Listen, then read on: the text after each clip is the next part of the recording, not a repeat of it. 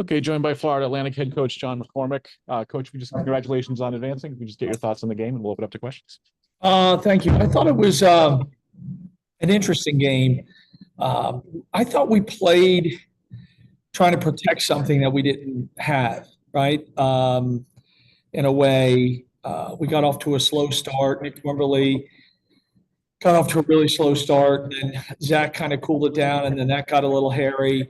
But the relief pitching was really good, and I thought the offense was not good except for the home runs. We got away from the game plan from the first hitter, and I guess that's poor coaching. But the home run saved us, and we've done it, we've hit a fair amount all year, so it was a little unexpected, but it was nice. I feel for Rice. Been in that situation before. It's a tough way to end, especially Ben Shosheim. I know he's had a great year, and that's a tough pill for him to swallow. But I'm glad we've won and advanced and moved on. And that's at this time of year, that's all that it's about.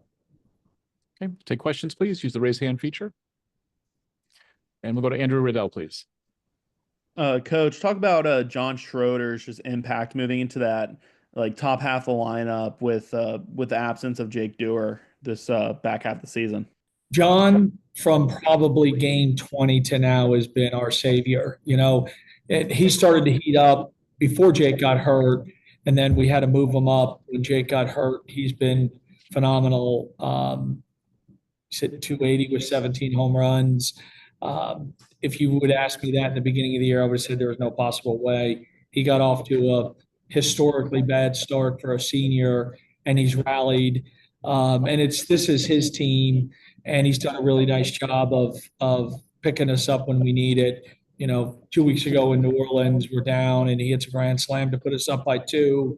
So it's something he's done all year. So I'm happy for him.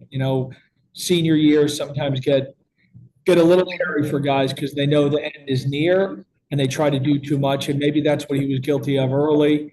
But I thought he's calmed it down, and he's really become a leader and a force within the lineup. Coach, last time you saw this Rice team was, kind of the end of March, and maybe feasted on the bones a little bit of a team that was reeling at the time.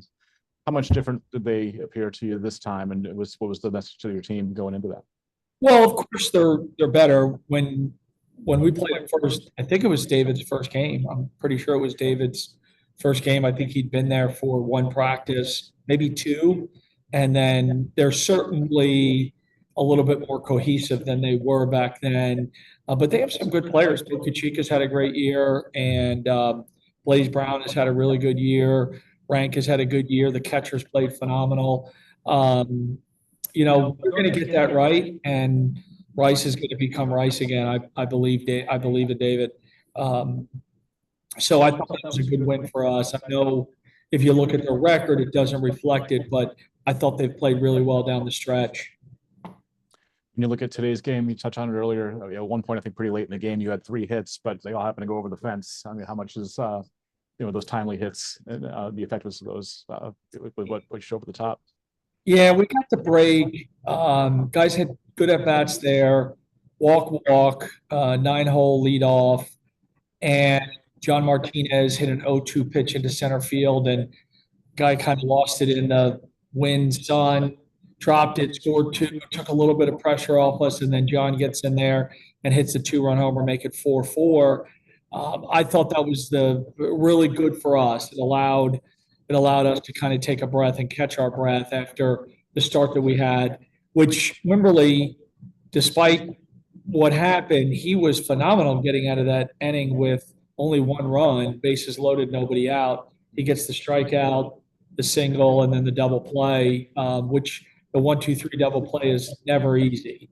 So that was good. But yeah, it was odd that all of our runs were on home runs, but after the 2 runs in the off the air, but we'll take it at this point. I again, thank God they went out of the park, and because our offensive approach really needed a lot of work today. And then last one for me, coach. I mean, I always ask in these tournaments, it's kind of when you get rewarded with the day off. How do you approach that going into your next game on Friday? Well, we're going to come to practice. Days off are a little bit rare this time of year. So we're going to do something. The good thing is I think everybody gets a little bit of a mental break where you don't have to get up and get dressed because we played the 9 a.m. game and then the 1 p.m. game. So the guys were up. Today wasn't bad, but Tuesday, the 9 a.m. game, I think it was 5:45 wake up and 7:18 BP. And when was the last time anybody took BP at 7:18 in the morning?